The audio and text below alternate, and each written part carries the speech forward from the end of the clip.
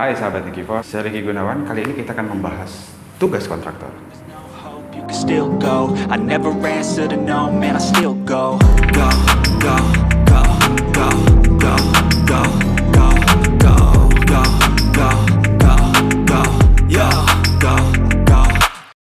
Sebelum kita bagikan apa saja tugas kontraktor, kalian tahu nggak sih apa itu kontraktor? Kontraktor adalah perusahaan yang menawarkan jasa di bidang konstruksi atau pembangunan infrastruktur. Jadi peranan kontraktor itu sangat penting. Biasanya kontraktor bisa membangun jalan tol, jalan raya, pembangunan rumah, bendungan, jembatan, dan lain-lain. Sehingga pembangunan bisa lebih cepat, lebih aman, dan lebih terkendali. Jadi cakupannya itu bisa pekerjaan yang luas. Dan setiap orang dalam timnya pun memiliki tugas masing-masing. Jadi langsung aja ini beberapa tugas kontraktor. Yang pertama, tugas pertama kontraktor adalah melakukan pengkajian mengenai konstruksi yang akan dibuat. Dalam hal ini kontraktor harus mengetahui lokasi pembuatan bangunan dan melakukan riset mengenai konsep bangunan yang cocok, sehingga bisa memudahkan saat melakukan perencanaan. Sehingga pengkajian ini bisa menjadi tolak ukur untuk membuat konsep, keamanan, dan proses pengerjaan konstruksi. Yang kedua, setelah melakukan pengkajian, kita langsung melakukan perencanaan. Jadi perusahaan harus mengetahui konsep yang diinginkan oleh klien, sehingga bisa membuat perencanaan dengan baik. Jadi perencanaan yang dibuat oleh kontraktor berupa konsep bangunan, bentuk bangunan, lama pengerjaan, dan biaya yang dibutuhkan. Segala hal yang berhubungan dengan konstruksi harus direncanakan dengan matang, sampai selanjutnya dengan berjalannya waktu, si rencana tersebut bisa disetujui oleh klien. Yang ketiga, kontraktor juga bertugas untuk menyelenggarakan konstruksi itu sendiri, mengatur jalannya pembangunan, menyediakan bahan, tenaga kerja.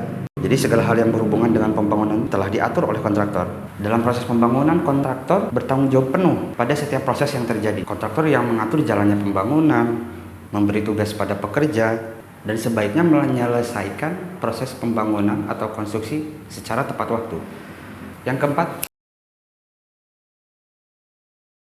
jika kamu menyewa jasa kontraktor untuk pembangunan rumah, maka kontraktor bertugas juga untuk mengawasi selama konstruksi itu berlangsung.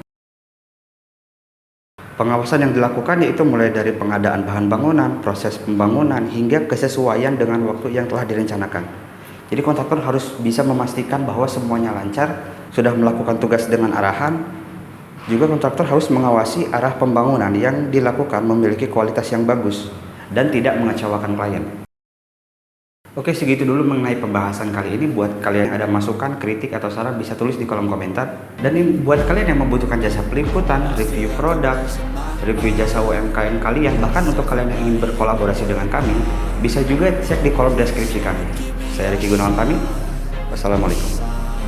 I wanna be the greatest. Everybody on the fake shit. I look around and feel like everybody is the fakest. I make this every day and I'm impatient, hoping one day I blow up from the basement. Statement, the top is so vacant. I don't hear shit that I think is amazing. Waiting for my day when I'm playing sold out shows for 1,000 faces. Hey, give me that crown, get in my way and to be put down. It ain't your place, all this my town. If I want that